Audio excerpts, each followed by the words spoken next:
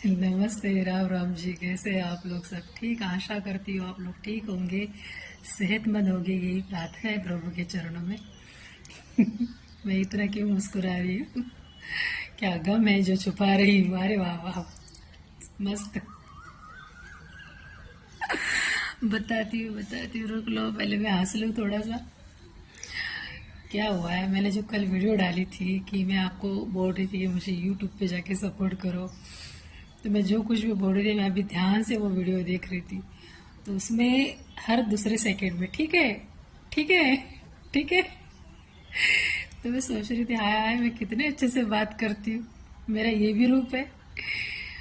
इंसान का एक रूप कभी नहीं हो सकता है।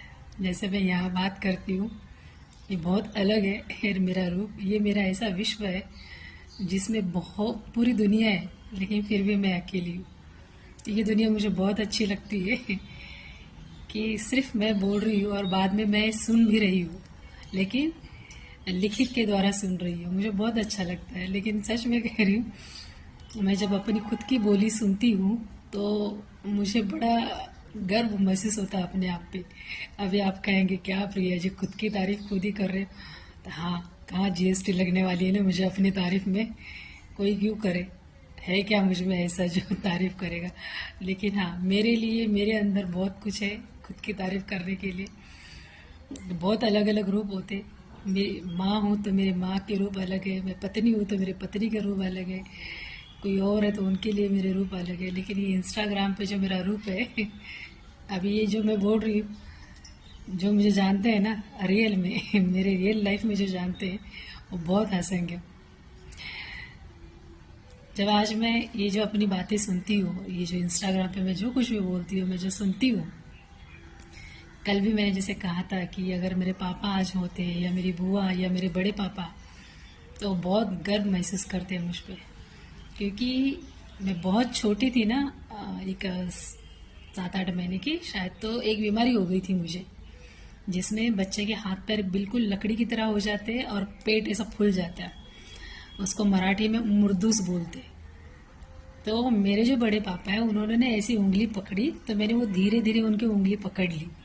तो मेरे बड़े पापा के आंखों में आंसू आ गए और मेरे पापा से कहते हैं कि अगर ये लड़की बच बच गई ना गलती से, ये बहुत सुंदर निकलेगी, समझदार होगी, ये होशियार होगी ये बच्ची। तो वो जो बात है ना मेरे बड़े पापा की, मेरे पापा के दिल में बस गई। उन्होंने मुझे उठाया, एक कपड़े में बांधा, लपेटा, क्योंकि बहुत छोटी थी, 6-7 महीने की थी। तो कपड़े में लपेटा और कह रहा है मैं जा रहा हूँ इसको लेके मुंबई, और वहाँ पे इसकी दवा दारू करूँगा। अगर पहुँचते पहुँचते बच गई तो ठीक है, अगर नहीं बचेगी तो इसको किसी नदी में फेंक दूंगा। काश मैं उस वक्त जा चुकी होती तो कितना अच्छा होता। वो नदी मिली नहीं शायद मेरे पापा को।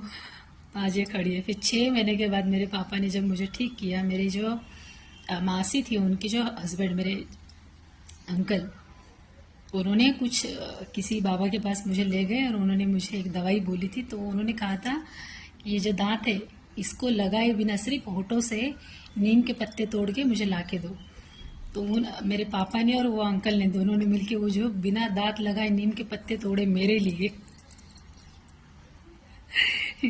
मेरे लिए जो पत्ते तोड़ के लाए, उसकी जो दवाई बनी, वो दवाई लगाते थे और ऐसे सुबह सुबह के किरणों में, सूरज की किरणों में मुझे सुलाते थे। तो ये जो बाल है ना, बाल जैसे मेरे पीठ में से कुछ कीड़े निकलते थे, ऐसे उन लोगों ने मुझे बताया, मुझे नहीं पता।